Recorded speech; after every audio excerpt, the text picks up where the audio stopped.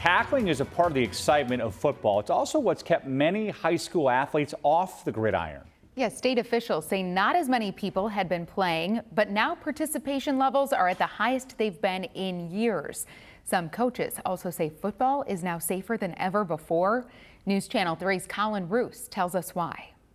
It's one of the most well-attended and hardest-hitting sports. But at the high school level, that violence hasn't always served the game well.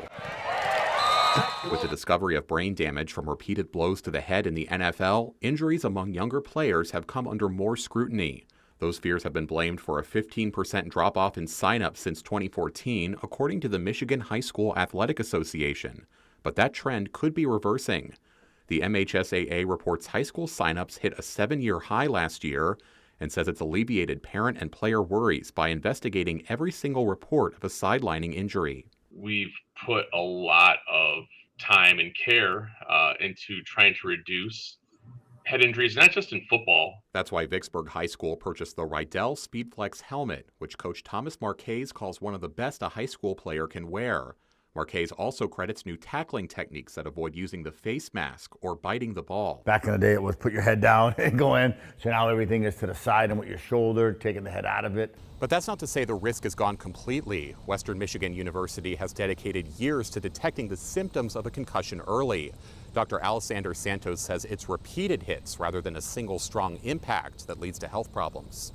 Dr. Santos says a helmet isn't always enough to prevent permanent brain damage. The College of Health and Human Services developed this impact machine to track just how severe football blows can be. If I bring this to 90 degrees, this is the average hit that a lineman would take.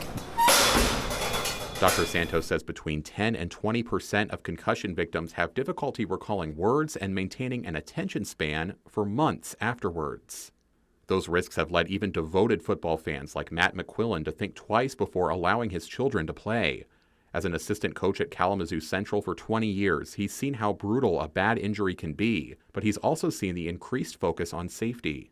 If he gets hit, I want everybody on board to be like, hey, he's got a concussion on the sideline. He needs to sit. He believes one way to improve the game is by hiring more officials to spot the signs of a concussion. But McQuillan says he's satisfied with the progress that's been made and hopes it continues when his younger sons take the field. Even though I love this game as a coach, I played it, I want him to enjoy it.